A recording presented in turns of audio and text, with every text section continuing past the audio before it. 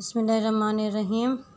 My dear students, I am hopeful that you will be good at your houses, safe, and will be in a good environment in these during these days of COVID-19.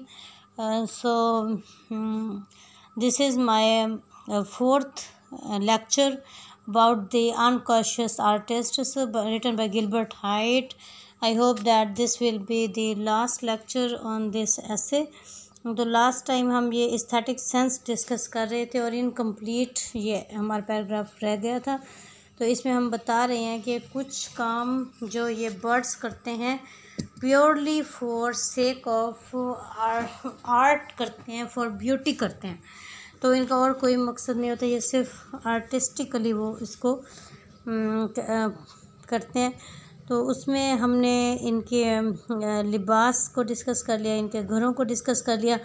फिर उसके बाद हमने ये जो पढ़ रहे थे bird, इसके बारे में हम डिस्कस कर रहे थे कि किस तरह से अपने घर को सजाता है। और A.J. मार्शल का मैंने कहा था पढ़ लीजिएगा, इसको याद कर लीजिएगा। उसने किस तरह से बताया है कि the scientist who has studied, देखें यहाँ से हम पढ़े, the scientist who has studied them most closely A.J. Marshall shows pretty clearly that this is simply a variation of sexual display intended to attract the little female to mark off each particular male's own territory.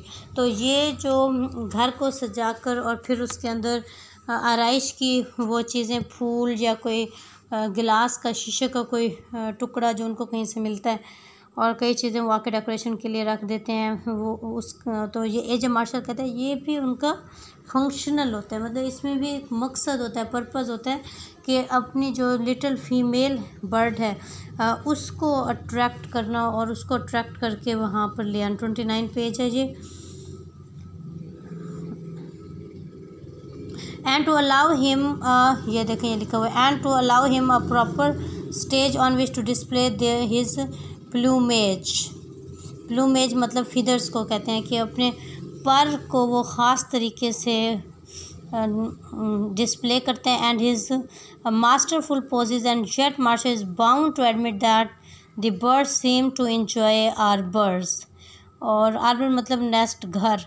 तो A.J. Martial कहते हैं कि ये जो birds होते हैं ये अपने घरों को जब बनाते हैं तो इसको एंजॉय करते हैं, उनकी ब्यूटी को। That their buildings goes beyond mere functionalism. और जो उनके घरों की तामीर है वो मेयर फंक्शनलिज्म से आगे चली जाती है। फंक्शनल का मतलब मैंने आपको बताया था पर्पज़। तो पर्पज़ जो उनको होता है उससे भी ये आगे चली जाती है, यानी एस्थेटिक सेंस आ गई, खूबसूरती के लिए, वो अपनी इंजॉयमेंट के लिए बनाते हैं। And they display very marked discrimination which can only be called aesthetic taste in decorating their bowers. Bower मतलब नेस्ट। अपने घरों को बनाने के लिए वो एस्थेटिक सेंस यूज़ करते हैं। American collector in new Guinea was making his way through the jungle without thinking of bower birds of ever having seen one of their structures when he suddenly came on a place where the undergrowth had been neatly cleared away from an area 4 feet square and a heart-shaped bower had been built beside it। तो ये America में collector है और American collector है, उसने कभी ऐसे बावर birds के बारे में नहीं सुना हुआ था। एक दफ़ा जा रहा था तो रास्ते में उसे जो नज़र आया है और एन एरिया 4 फीट स्क्वायर, ये देखें इसको अंडरलाइन कर रही हूँ। इस तरह के जो फैक्ट्स होते हैं उसको अंडरलाइन करके याद कर लिया करें। 4 feet square and heart shaped bower, और उसकी शक्ल कैसे थी, हार्ट, झोंपड़ी वाली। Had been built beside it, उसके पास ही पड़ा हुआ था। It about 3 feet tall, 3 feet तक ऊंचा था। एंड 5 फीट ब्रॉड, और 5 फीट तक ये चौड़ा था। जो घर बना हुआ था, नेस्ट बना हुआ था। With an opening foot high, और वो जो ओपनिंग उसकी बनाई गई थी वो 1 फुट की थी, यानी कि जिसको हम डोर कह सकते हैं। This curious creature fronted on the cleared area, और ये जो क्यूरियस स्ट्रक्चर था ये एक साफ एरिया के ऊपर बनाया गया था। The impression of a front lawn was heightened by several beds of flowers, और फ्रंट लॉन भी नज़र आ रहा था जो कि कई फूलों को रख के बनाया गया था, और फ्रूट को। Just under the door there was a neat bed of yellow fruit, और दरवाजे के करीब एक येलो फ्रूट का एक नीट बेड बनाया गया था। Further out on the lawn there was a bed of blue fruit, और लॉन से बाहर निकलते हुए एक ब्लू फ्रूट का बेड पड़ा हुआ था। Off to one side there were 10 freshly picked flowers. Okay, later this explorer saw the architect returning to its bower. बाद में उसको वो जो आर्किटेक्ट था, माहिर तामीर, जिसने उस घर को बनाया था, यानी कि वो जो परिंदा था वो भी उसको नज़र आया अपने बावर की तरफ, घोंसले की तरफ वापस आते हुए। The first thing it did was to notice a match that had been carelessly thrown into the middle of its clearing. तो जब वो बर्ड वापस आया उसने ये सबसे पहले ये चीज़ देखी कि एक माचिस है जो कि लापरवाही से उसकी बावर में फेंकी गई है। It hopped over, picked up the match and with the toss of its head threw it out of the clearing.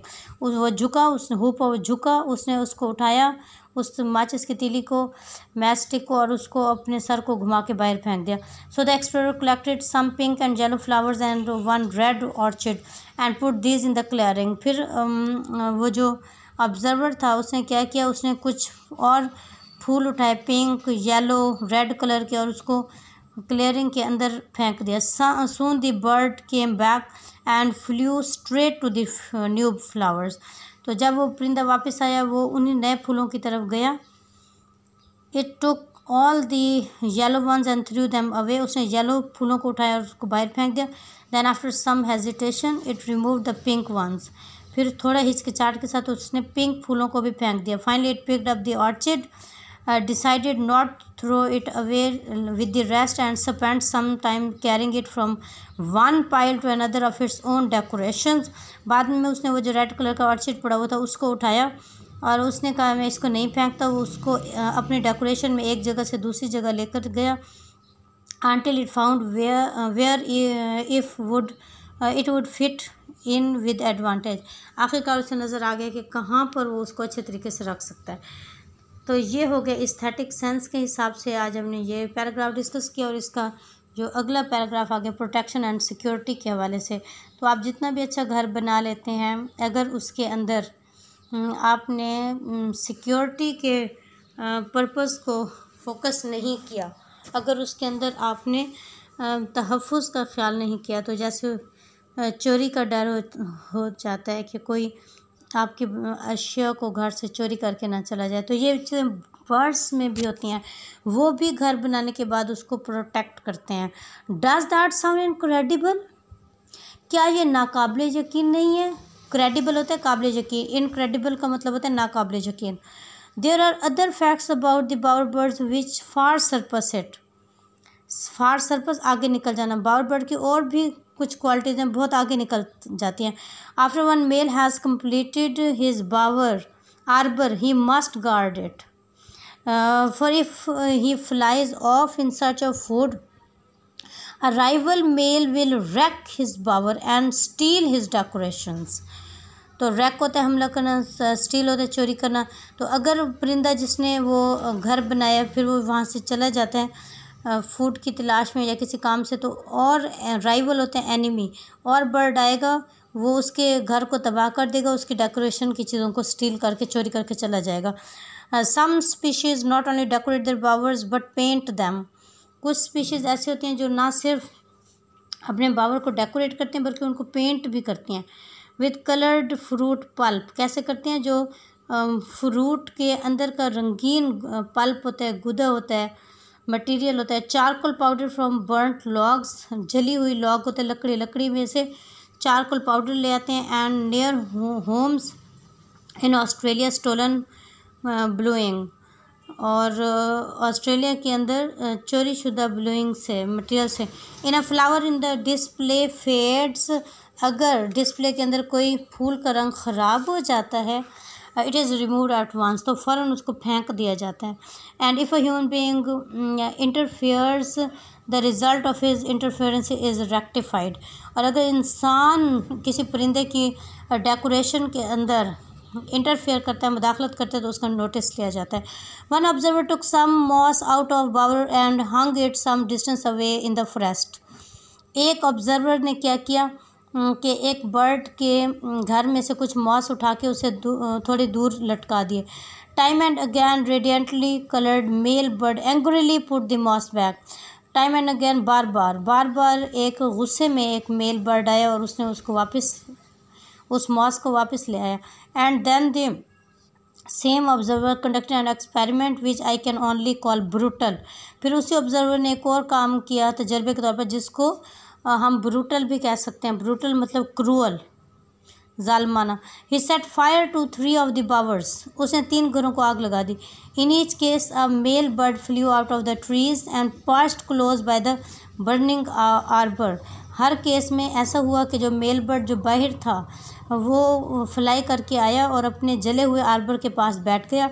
His beautiful head board, अपना खूबसूरत सर झुका लिया, एंड विंग्स ड्रॉप, और पर फेंक दिए, as though sorrowing over a funeral pyre, जैसे कि किसी मातमी मकाम पर आए हो। O science what crimes are committed in thy name, O science तुम्हारे नाम पर कितने जुर्म किए गए, जैसे वो ये सोच रहा हो, या राइटर ये बात सोच रहा है। The bowerbirds are not specially intelligent. Their artistic displays are no doubt connected with the activity of their hormones. At least that is scientific or mechanistic attitude. But there have been many human artists who were not noted their intelligence and who worked best when their hormones were activated. Okay, bower birds ना सिर्फ ज़हीन हैं बल्कि उनकी जहानत में उनके hormones का बहुत ज़्यादा इफ़ेक्ट होता है, जिसकी वजह से उनकी इंटेलिजेंस बढ़ जाती है। तो ऐसे भी बर्ड्स थे जब उनके हार्मोन्स को मोटिवेट किया गया, एक्टिवेट किया गया, तो उनके अंदर इंटेलिजेंस हमें नज़र आई। अब ये लास्ट पॉइंट आ गया, डांसिंग या flight. Much more could be said about the artistic ability of the birds. Their dancing is sometimes grotesque often elegant. तो बर्ड्स के बारे में, आर्टिस्टिक एबिलिटी के बारे में बहुत ज़्यादा कहा जा सकता है, कहा गया है। और उनकी जो डांसिंग है वो बाज़ दफ़ा ग्रोटेस्क होता है, बैड होती है, लेकिन अक्सर एलिगेंट, शानदार होती है। You recall the extraordinary scenes in Walt Disney's bird pictures in which happy couples or even happy groups of birds dance together in weirdly charming ballets. तो आपको वॉल्ट डिज्नी की परिंदों की पिक्चर अगर आपको याद हो तो उसके अंदर देखें किस तरह से बर्ड्स डांस कर रहे हैं इकट्ठे मिलकर। And certainly the most fundamentally beautiful thing about birds is their flight. तो परिंदों के बारे में सबसे ज़्यादा जो खूबसूरत चीज़ है वो है उनकी फ़्लाइट, परवाज़, flight. Okay, the ugliest of them all vulture, सब उनमें सबसे ज़्यादा बैड लुकिंग गिद्ध होता है, वुल्चर होता है। Looks fine in the air, वो भी जब हवा में होता है, प्रवास कर रहा होता है, वो भी ठीक लगता है। Some of the crudest and meanest such as the girls are sensitive artist when they fly. तो सबसे ज़्यादा जो क्रूड और सिंपल लुकिंग होते हैं, गर्ल्स होते हैं, बगले, वो भी जब हवा में उड़ रहे होते हैं तो वो भी खूबसूरत आर्टिस्ट लगते हैं। Even the fat, greedy, commonplace pigeon, so like vermin as it waddles along the ground, becomes when it takes to the air something like an angel. तो सबसे ज़्यादा फैट, ग्रीडी पिजन जो कबूतर होता है, मोटा और ग्रीडी, लालची, वो भी जब हवा में होता है तो ऐसे मासूम नज़र आता है जैसे कि एंजल हो।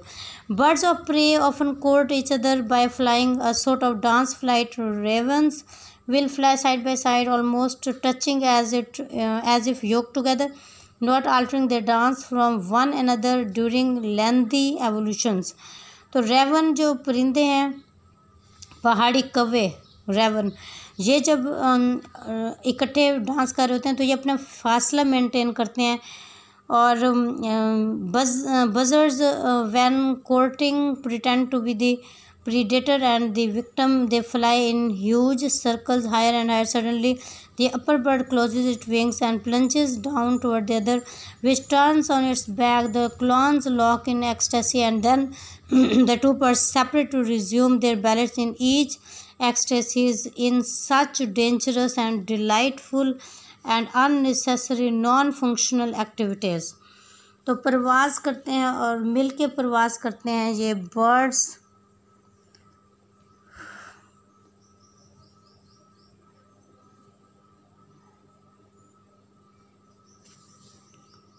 Okay, we shall find the true origins of art both in the birds and in ourselves. तो राइटर कहते हैं कि हमें आर्ट के सही ओरिजिन नज़र आएंगे इंसानों में भी और परिंदों में। ओरिजिन का मतलब होता है आगाज़, कि आर्ट का आगाज़ कब हुआ। Much of the best art is produce by forces of which we ourselves must forever remain unaware because they belong to a realm beyond reason. तो कुछ ऐसी जो बेस्ट आर्ट है वो ऐसी जगहों से प्रोड्यूस होता है जो इंसान की समझ से बाहर है, कि ये इतना खूबसूरत आर्ट जो पैदा होता है ये कैसे पैदा होता है, कहाँ से हमारे दिमाग में कैसे आइडिया आ जाते हैं, हम कैसे ये सारी एक्टिविटीज़ कर लेते हैं। तो इसके हमें कोई रीज़न नहीं समझ आती, बियॉन्ड रीज़न होता है ये सब कुछ। तो फ़्लाइट में देखें ये नेचुरली फ़्लाई करते हैं बर्ड्स, और इंसानों ने भी फ़्लाई करने के लिए एरोप्लेन बना लिए हैं। तो इसमें ये चीज़ आ गई है कि जैसे कि इंसान इमिटेट कर रहे हैं बर्ड्स को रादर दैन बर्ड्स इमिटेट या कॉपी ह्यूमन बीइंग। चलो इसके साथ ही हमारा ये चैप्टर ख़त्म हो जाता है। तो क्वेश्चन आप इसके काफ़ी ज़्यादा कर सकते हैं, प्रिपेयर कर सकती हैं, चाहे इसके अंदर थोड़े दिए हुए हैं, आप खुद ज़्यादा क्वेश्चंस कर सकते हैं। मैंने लास्ट लेक्चर में भी मैंने आपको बताया था, जो पिछला ऐसे था उसमें के बारे में भी क्वेश्चन आप कर सकते हैं, इसके बारे में भी कि what are the similarities between birds and human beings, ये सवाल हो सकता है। उसके अलावा what do you know about the aesthetic sense of the birds, उसके अलावा what qualities characterise birds closest to human beings, ये क्वेश्चन हो सकता है। इनकी मुख्तलिफ क्वालिटीज़ के बारे में अलग-अलग भी पूछ सकते हैं। तो आपने ये देखना है कि अगर सवाल के नंबर 15 हैं तो उसमें सारा ही समराइज़ होके आ जाएगा, और अगर सवाल के नंबर 5 हैं तो वो 5 नंबर के हिसाब से शॉर्ट ऐसे टाइप 1.5 सफ़े का 2 सफ़े का छोटा सवाल का आंसर होगा। और उसमें भी आपने कोशिश करनी है कि आप कोट्स ज़रूर दिया करें, ओरिजिनल टेक्स्ट के अंदर से रेफरेंसेस वो आप याद करके दिया करें। छोटे छोटे से पैराफ्रेज, छोटे छोटे से फ्रेजेस, छोटे से जुमले, उसका अच्छा इम्पैक्ट पड़ता है। ये देखें इसके क्वेश्चंस मैंने निकाले हैं। What you regard birds as unconscious artist, would you regard bird, क्या आप बर्ड्स को अनकॉन्शियस आर्टिस्ट समझेंगे। Give reasons and illustration from Gilbert Highet essay. तो गिलबर्ट हाइट ऐसे में से इसके इलस्ट्रेशन दें, रीज़न दें। In the beginning of his essay Gilbert White says that of all the living creatures birds are the most diversely beautiful. तो जितने भी लिविंग क्रीचर हैं उनमें से बर्ड सबसे ज़्यादा खूबसूरत है। How does he prove his thesis, किस तरह से उसने अपने थीसिस को प्रूव किया कि सब में से बर्ड ज़्यादा खूबसूरत हैं।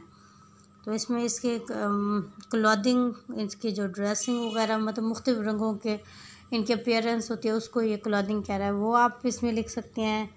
उसके अलावा घर बनाने की क्वालिटीज़ और आर्टिस्टिक तरीके से घर बनाते हैं, और उसके अलावा इसकी फ़्लाइट आ जाएगी, किस तरह से ये प्रवास करते हैं और किस तरह से ये सिक्योर करते हैं अपने घर को, डेकोरेट कैसे करते हैं, ये चीज़ें आप इसमें कुछ पॉइंट्स आप लिख सकती हैं। एक्स्ट्रा क्वेश्चन भी आप प्रिपेयर कर सकती हैं। तो इसके साथ ही हमारा आज का ये लेक्चर एंड हो गया। इसके साथ हमारा ये चैप्टर भी the unconscious artist by Gilbert Highet ये भी एंड हो गया। अब इंशाल्लाह हम नेक्स्ट लेक्चर के साथ हम मिलेंगे और नेक्स्ट चैप्टर के साथ हम मिलेंगे। तो अभी मेरा फोकस टेक्स्ट बुक है, मैं ज़्यादा टेक्स्ट बुक से ही ले रही हूँ, ऐसे उनको आपको समझा रही हूँ, बता रही हूँ, ताकि इसके मेन एसेज हो जाएं लेटर इंशाल्लाह फिर हम पोइट्री की तरफ आ जाएंगे और पोइट्री को फोकस कर लेंगे। इसके साथ ही अल्लाह हाफिज़ एंड गुड बाय।